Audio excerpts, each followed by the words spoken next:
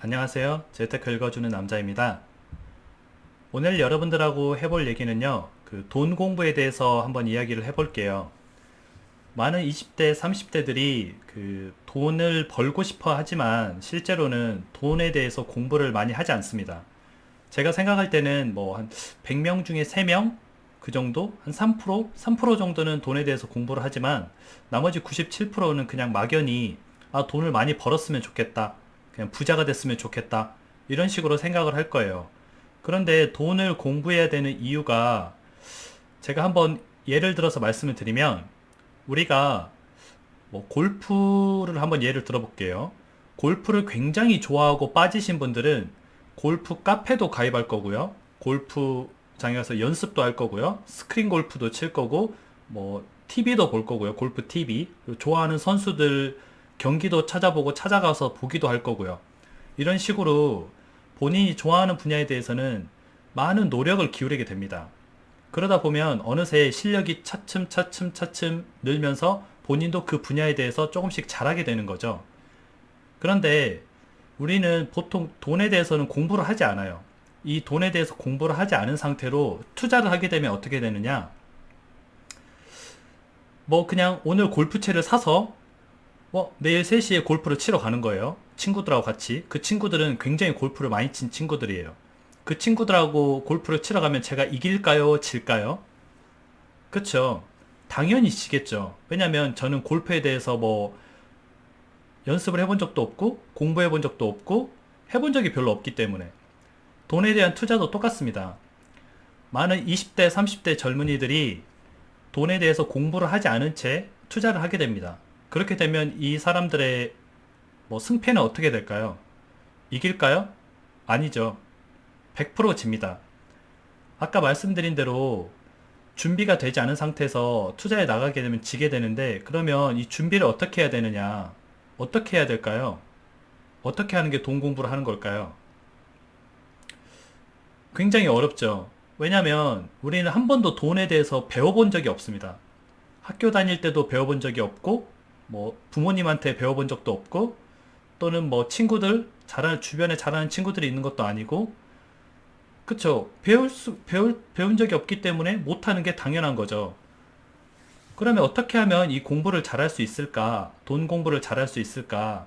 저 같은 경우에는 이 책을 많이 추천하는 편입니다. 저 뒤에 보면은 굉장히 많은 책들이 있는데요. 주로 대부분 돈에 관련된 것들입니다. 저 같은 경우는 뭐 강남 부자들은 어디에 투자하는가? 한국의 빌딩 부자들, 부자의 시간, 리밸런싱, 그리고 한중 무역 전쟁, 그리고 뭐 위에 보면은 뭐 암호화폐, 그다음에 리테일 시장의 미래, 뭐 바젤 3 모멘트, 뭐 유엔의 2030 그런 식으로 저는 책을 굉장히 많이 보는 편인데요. 물론 돈에 관한 책 말고도 다른 책을 많이 봅니다. 그래서 저는 보통 한 달에 한 5권에서 6권 정도는 사서 보고요. 그리고 뭐 서점에 수시로 쉴 때 가서 보는 건 한 뭐 10권, 대략 한 달에 15권 정도 책을 보는데 1년에 한 180권 정도 그 정도 책을 보게 되죠. 거의 나와 있는 신간이란 신간은 다 봅니다. 특히 그 중에서 뭐 경제 이런 분야, 뭐 소설책 이런 건 읽진 않아요. 재미가 없어요. 저는 돈 관련된 게 재밌더라고요. 이렇게 많은 책들을 읽다 보면 이 책들이 말하는 바가 다 비슷한데요. 그걸 캐치하게 되면 아, 대충 지금 시세라든지 정세라든지 방향이라든지 그게 어느 쪽으로 가는지 좀 알 수 있고요. 내가 어떤 투자를 해야 좀 이기는 투자를 할 수 있는지에 대해서 좀 감이 오게 됩니다. 제가 최근에 감명 깊게 본 책은 이 책 아시죠? 이 책이 최근에 베스트셀러 2위 정도 했던 걸로 알고 있는데 50대 사건으로 보는 돈의 역사라는 책입니다. 이런 식으로 돈의 역사를 좀 아는 것도 저는 중요하다고 생각해요. 왜냐면 이 안에 굉장히 재밌는 내용들이 많이 있는데요. 예를 들어서 뭐 스페인의 무적 함대가 왜 망했을까요? 무적 함대였는데 아무도 뭐 스페인의 무적 함대를 따라잡을 수 없었는데 왜 그들이 망했을까요? 스페인 제국이 엄청난 그런 국가들을 정복하고 노예로 삼았는데 그들이 망한 이유는 뭘까요? 금리입니다. 금리. 금리가 이렇게 무서운 겁니다.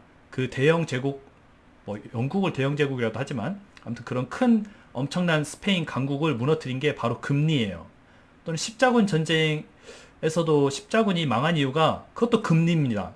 이런 식으로 역사에는 이 돈이 엄청난 작용을 하게 됩니다. 근데 우리는 뭐 그걸 깊게 생각을 하지 않았기 때문에 또는 배우지 않았기 때문에 잘 모를 뿐이죠.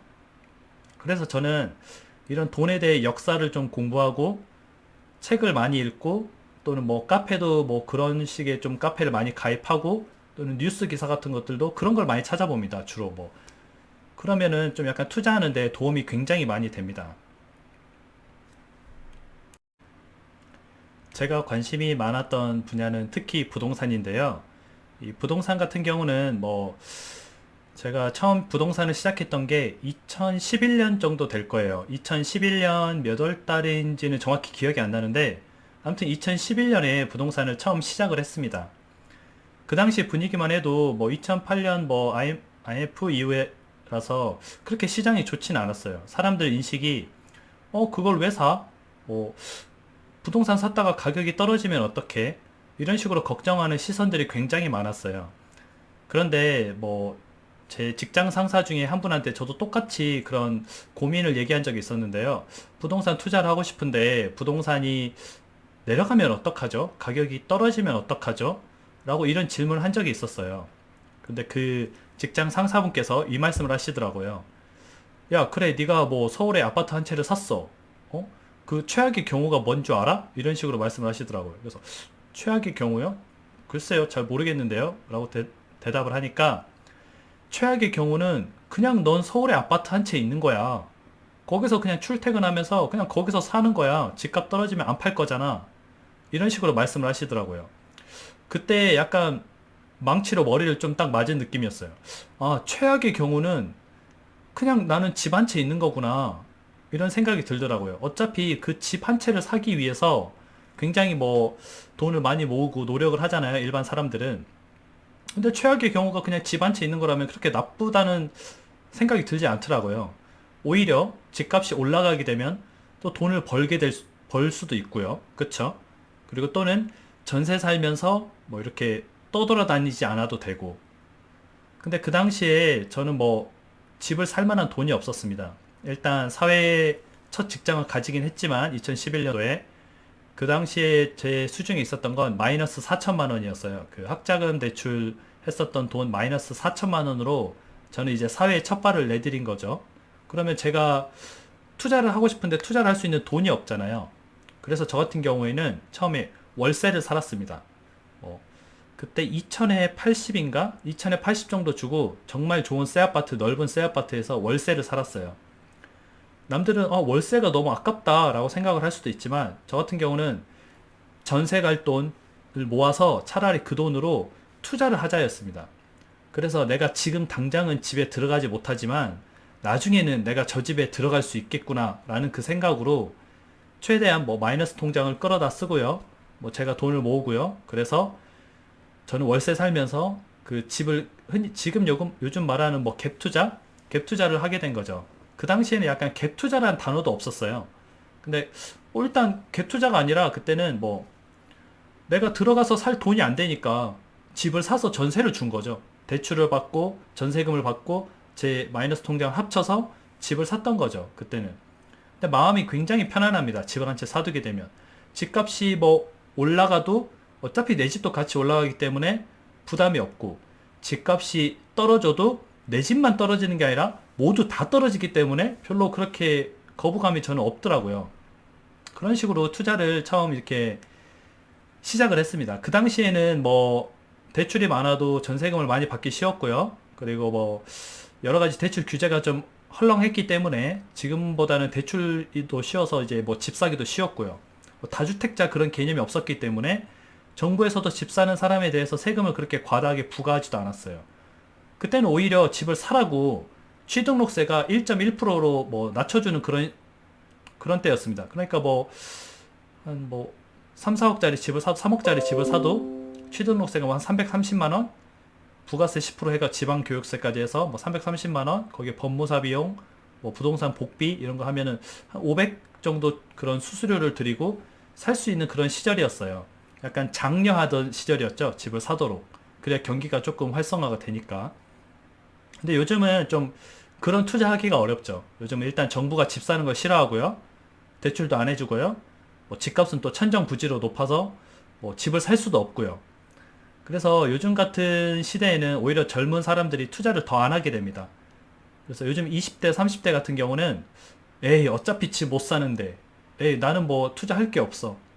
이러나 저러나 나는 그냥 즐기면서 살래. 이런 사람들이 엄청 많아요. 그런데 이런 사람들일수록 더 투자를 해야 됩니다. 예를 들면은 저는 뭐 원룸에 살아도 투자를 해야 된다고 봅니다. 원룸에서 뭐 월세를 살든 전세를 살든 어디 살아도 일단 투자를 하는 게 좋은데요. 투자라는 게 무조건 부동산 투자만 있는 게 아니라 굉장히 많습니다. 뭐 주식도 있고요. 뭐 펀드도 있고 은행 적금은 조금 추천하진 않아요. 처음에는 물론 좀 돈을 모으려면 적금이 필요하지만 뭔가 이렇게 돈을 불릴 수 있는 투자를 하는 게 좋은데요. 많은 사람들이 나는 뭐 투자금이 100만 원밖에 없어. 또는 뭐 10만 원밖에 없어. 또는 만 원밖에 없어. 이런 식으로 핑계를 대면서 투자를 안 하는데 재테크라는 거는 평생 하는 거기 때문에 지속적인 수익을 조금씩 낼 수 있는 게 중요한 거예요. 크게 한 방에서 끝내는 게 아니고요. 내가 죽을 때까지 계속 재테크를 하는 거예요. 그러려면은 본인 아까 말한 공부가 되어 있어야 되고요. 뭐 시장을 잘 알아야 되고 관심도가 많아야 이 투자를 좀 지속적으로 할 수 있겠죠. 목돈 기다리다가 평생 투자 못하는 게 좋을까요? 아니면 뭐 단돈 만 원이라도 투자를 하는 게 좋을까요? 만 원 투자해서 뭐 10%의 수익이 발생했어요. 뭐 1,000원이죠. 에이 그깟 1,000원 이렇게 생각하지만 이러한 습관들이 쌓이면서 본인들의 자산이 불어나게 되는 겁니다. 단돈 만 원이라도 투자할 수 있으면 투자하는 걸 저는 좋다고 계속 추천을 하고요. 일단 돈이 적으면 첫 번째로 저 같은 경우는 주식에 투자하는 걸 추천을 합니다. 주식은 일단 적은 돈으로 할 수 있고요. 그리고 원하는 만큼 언제든지 투자를 할 수 있고 팔고 싶을 때도 그 자리에서 바로 팔 수 있죠. 그런데 이 또 주식을 하기 전에 가장 먼저 해야 될 게 바로 마음의 수양입니다. 마음의 수양. 주식을 해서 돈을 버는 사람은 자기 자신을 이기는 사람이에요. 이게 무슨 말이냐? 그러면 주식을 하게 되면 비트코인 뭐 해보신 분들도 아시겠지만 수시로 확인을 합니다. 핸드폰을 수시로 보면서 계속 시세를 확인하고 얼마 올랐지 얼마 떨어졌지 이러면서 이거에 되게 연연을 하게 되는데 주식에서 돈을 버는 방법은 자기가 가장 잘 아는 분야에 투자를 해야 됩니다.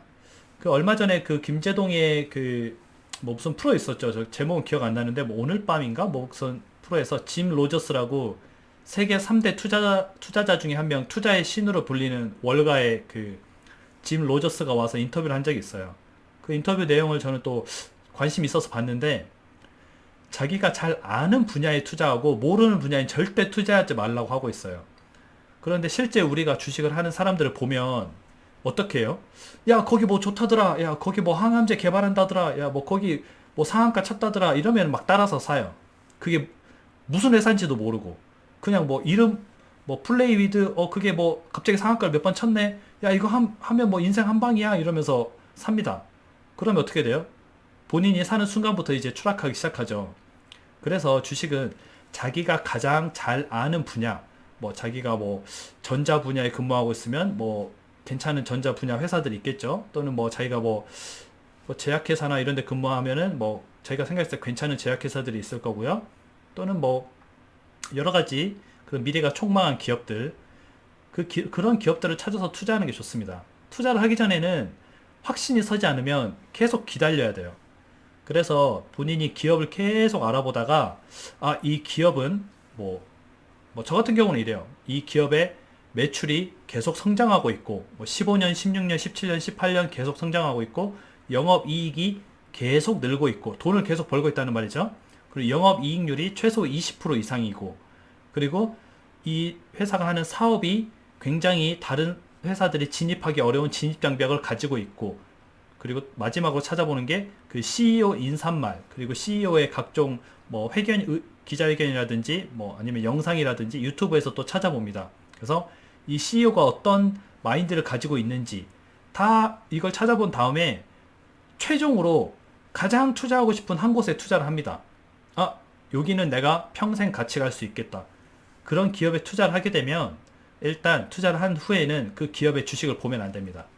뭘 봐야 되냐면 이 기업이 잘 가고 있는지 뭐 네이버 뉴스에 한 번씩 검색을 해보고요.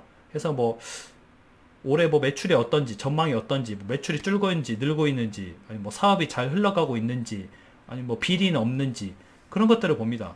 그래서 잘 가고 있다 판단이 되면은 그냥 냅둡니다. 계속 냅두고 뭐 언젠가는 오르겠지. 이런 식으로 투자를 하게 되면은 향후 뭐 3년, 5년 또는 뭐 10년은 좀 길다고 할 수 있지만 뭐 짧게는 1년 그런 식으로 후에 보게 되면 이 회사의 주가는 분명히 올라가 있습니다. 뭐 10%든 20%든 100%든 200%든 올라가 있습니다. 얼만큼? 최소한 은행에 넣어둔 이자보다는 올라가 있어요. 그러면 은행에 넣어둔 것보다는 분명히 돈을 벌었죠. 그럼 이것도 어떻게 보면 하나의 투자라고 볼 수도 있어요. 이런 방식으로 초창기 땐 돈을 조금 불리고요. 물론 적금도 계속 꾸준히 넣고요. 뭐 그런 식으로 해서 자기 투자금을 만들어서 조금씩 조금씩 투자를 하기 시작하는 겁니다. 처음부터 아파트를 사기는 부담스러우니까 처음에는 뭐 오피스텔을 살 수도 있고요. 또는 뭐 서울에 빌라를 살 수도 있고요. 많은 사람들이 뭐 아파트를 사야 투자라고 생각을 하는데 한 가지 예로 들어볼게요. 뭐 제가 살고 있는 마포구 같은 경우는 2년 전에 이 주변 근처에 뭐 투룸 빌라가 보통 한 1억 8천, 1억 9천이었어요. 근데 지금은 뭐 한 2억 8천, 2억 9천은 좀 안 될 것 같고 2억 7, 8천 이 정도 되고 있어요. 2년 동안 1억이 올랐죠. 빌라라고 투자를 안 했던 사람은 1억을 못 벌었겠지만 빌라라도 투자를 하자고 했던 사람은 1억을 벌었겠죠. 물론 이제 뭐 팔고 나면 세금도 있고 뭣도 있고 빼고 나면 실제 그보다는 작지만 아예 안 번 거보다는 낫죠. 단돈 1원이라도 벌 수 있으면 투자를 해야 된다는 게 제 투자 철학입니다. 그런 식으로 뭐 빌라 같은 경우는 투자가 어렵지 않아요. 뭐 2억짜리 빌라를 산다? 그러면은 전세를 한 1억 5천 받습니다. 그럼 제가 필요한 돈은 뭐 한 3, 4천? 이 정도 있으면 살 수도 있고요. 뭐 1억 5천 이상 더 받을 수도 있고요. 전세를. 또는 대출을 많이 받고 월세를 받아서 그 대출 이자를 대신 메울 수도 있고요. 이런 식으로 조금 조금씩 자본을 늘려서 한 단계씩 한 단계씩 뭐 처음에는 뭐 주식 같은 데 투자해서 돈을 벌고 그 다음에 빌라 같은 데 투자해서 또 돈을 벌고 그 다음에 조금 더 크면 이제 소형 아파트에 투자를 하고요. 소형 아파트가 좀 괜찮다 싶으면은 이제 뭐 좀 괜찮은 아파트들을 하나둘씩 투자를 하면서 점점 본인의 그 투자를 넓혀가는 겁니다.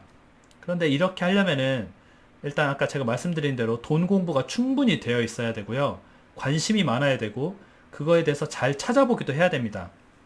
근데 한 가지 투자할 때 제가 좀 말씀드리고 싶은 거는 웬만하면 서울에 투자를 하셔야 됩니다. 그 부동산 같은 경우는 서울에 투자하는 게 그 예전에 제가 뭐 저번 동영상에서도 말씀드렸는데 정약용이 그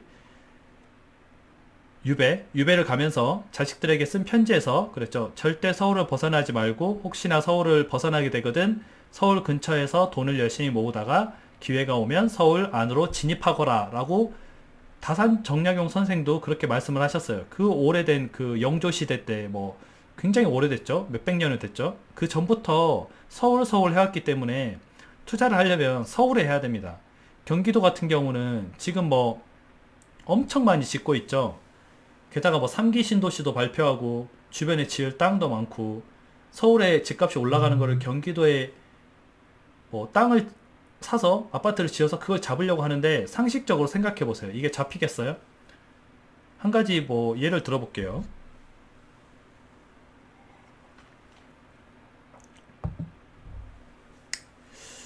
그 예를 들면 롤렉스 시계가 엄청 비쌉니다. 그래서 시계 가격이 계속 올라가죠. 뭐 제가 처음 롤렉스를 샀을 때는 뭐 한 8, 900만 원대였지만 지금은 뭐 한 1580만 원 정도로 알고 있는데요. 그러면 거의 뭐 50% 가까이 가격이 오른 거죠. 불과 몇 년 사이에. 그런데 이 롤렉스 시계는 매장에 가도 살 수가 없습니다. 아, 저 돈 들고 왔어요. 저 1580만 원 들고 왔어요. 롤렉스 서브마리너 주세요. 하면은 매장 직원이 이렇게 얘기합니다. 없습니다. 그래요? 예약할게요. 예약 안 됩니다. 그럼 이 시계를 어떻게 사야 됩니까? 살 수가 없습니다. 비싼데도 살 수가 없어요. 그러면은 국민들이 우린 롤렉스 시계 사고 싶은데 비싸서 못 산다. 팔지도 않는다. 정부에 항의를 합니다. 그럼 정부가 아 그래? 그럼 롤렉스 시계가 비싸니까 그러면 G샥 시계를 너네한테 싸게 해줄게. 야 G샥 시계 많이 만들어. 한 10,000개 만들어. 싸게 풀어. 이런 식으로 하면 사람들이 G샥을 살까요? 아니죠. 오히려 롤렉스를 더 사고 싶어 합니다. 더 못 사기 때문에. 부동산도 똑같아요. 서울에 집을 사고 싶은데 서울의 집값이 계속 올라갑니다.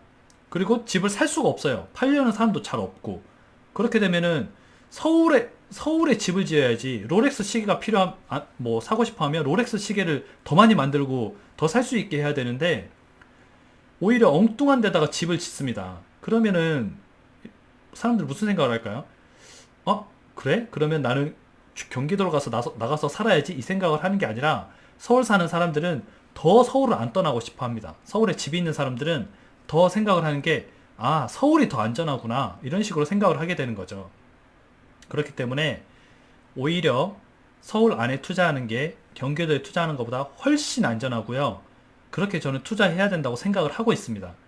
그리고 뭐 서울 집값이 많이 올랐다 이렇게 얘기를 하죠. 집값은 한 번도 싼 적이 없습니다. 제가 나중에 표를 하나 보여드릴 텐데요. 각 정권별로 집값 상승 그래프가 있어요. 그 그래프 보시면 뭐 저기 뭐 이명박근혜 전에 뭐 전두환 노태우 뭐 김대중 뭐 쪽에서 이명박근혜부터 해서 그 그래프가 이렇게 돼 있어요. 지금 문재인은 더 이렇게 올라갔죠. 이 정권 안에서 아무 때나 집 산 사람 중에 지금 손해를 본 사람은 단 한 명도 없어요. 한 명이라도 있을까요? 집을 산 사람 중에 난 집 사서 집값이 폭락해서 손해를 봤다는 사람이 있을까요? 아무도 없습니다. 왜냐면 집값은 그 몇십 년 전보다 계속 올라있기 때문에. 정확히 얘기하면 집값이 올랐다기보다는 돈의 가치가 떨어진 거예요. 물가가 상승률이 돼서 돈의 가치가 떨어진 거죠. 우리가 물가 상승률은 보통 1년에 3% 정도 됩니다. 1년에 3% 정도 물가 상승률이 나오게 되는데요. 그러면 돈의 가치가 1년에 3%씩 떨어지기 때문에 내가 뭐 6억짜리 집을 샀다. 그러면 6, 3, 18. 1년에 1,800만 원의 돈의 가치가 떨어졌기 때문에 집값은 6억 1,800만 원이 되어야지 원래 가격입니다. 그럼 또 1년 후에는 그 6억 1,800만 원의 3%가 또 올라야 그게 정상인 거고요. 돈의 가치가 그만큼 계속 떨어지기 때문에 그렇죠. 그렇기 때문에 집값은 올라가는 게 정상입니다. 단 급등하는 게 아니라 완만하게 이렇게 3% 정도씩 계속 올라가는 게 정상이고요. 정부에서 원하는 거는 집값을 때려잡아서 사람들이 뭐 집값이 폭락하도록 바라는 게 아니고요. 이런 완만한 상승을 정부에서는 바라고 있습니다. 그래야지 정부에서도 세금을 잘 걷고 그 세금으로 자기네들이 내세운 공약을 할 수 있으니까요. 이 부동산에서 나오는 세가 어마어마합니다. 근데 부동산에 씨를 말린다? 그러면 이 세를 못 걷네? 그러면 본인들이 뭐 공약한 내용들을 지킬 수가 없게 되죠. 그러면 다음 정권을 또 잡을 수 없게 되는 겁니다. 그렇기 때문에 부동산 투자 같은 경우도 뭐 저는 인서울에 해야 된다고 생각을 하고요. 사람들이 서울은 비싸다고 생각을 많이 하는데 실제 찾아보면 저평가된 데도 굉장히 많습니다. 뭐 우리가 알고 있는 뭐 강남, 마포, 뭐 용산, 뭐 당산 이런 데는 비싸지만 뭐 한 가지 일례로 들어보면은 뭐 양평 이런 데도 좀 저렴하고요. 뭐 주변에 좌목동, 당산, 여의도 위쪽으로 마포 뭐 아래는 신도림 이렇게 다 비싼데 양평 이런 데는 좀 저렴합니다. 동네가 조금 뭐 약간 노후화되긴 했지만 그런 장점이 있죠. 이런 식으로 찾아보면 서울에도 투자할 곳은 굉장히 많습니다. 근데 본인들이 이제 좀 관심을 가지고 찾아보셔야 되는데 이런 것들을 관심 있게 보시다가 투자를 좀 해야 될 시기가 오면은 적극적으로 좀 투자를 하면 돼요. 그래서 제가 오늘 뭐 두서없이 막 이렇게 저렇게 좀 말을 많이 했는데요. 그래서 제가 드리고 싶은 말씀은 일단 20대, 30대는 돈 공부를 좀 해야 되고요. 이 돈 공부라는 거는 책을 많이 읽고 관심을 가지고 카페에 들어가고 또는 뭐 뉴스 기사를 찾아보고 하다 보면 본인만의 그 정립이 됩니다. 이런 게 이런 거구나, 저런 게 저런 거구나. 방대한 양의 데이터를 머릿속에 넣다 보면 그 데이터가 쌓이고 쌓여서 한 가지에 뭔가 좀 정립된 상황을 만들게 돼요. 그러면 어디에 좀 투자를 하면 좀 괜찮겠다 이런 생각이 들고요. 그 투자가 은행 이자보다 낫다 싶으면은 과감하게 투자를 좀 하시면 되고요. 그 투자해서 번 돈으로 조금씩 한 단계 본인이 투자처를 늘려가면 되는 겁니다. 그런 식으로 투자를 하다가 보면은 10년, 20년 지난 후에는 투자를 아예 안 한 사람보다는 더 나은 생활을 할 수 있겠죠. 저는 뭐 그렇다고 믿습니다. 그래서 저 같은 경우는 책을 계속 추천을 드리고요. 책 같은 경우는 서점에 가서 꼭 사지 않아도 많이 읽어볼 수도 있고, 요즘에는 뭐 밀리의 서재라는 뭐 그런 앱을 통해서 한 달에 뭐 3만 원인가 얼마 내면은 책을 무제한으로 볼 수 있죠. 뭐 그런 식으로 책을 좀 읽어도 되고, 본인이 좀 소장하고 싶은 책은 좀 사셔도 되고, 그런 식으로 해서 모두들 투자하는데 좀 관심을 가지고 돈 공부를 했으면 좋겠다라고 말씀을 드리고 오늘 좀 마치도록 하겠습니다.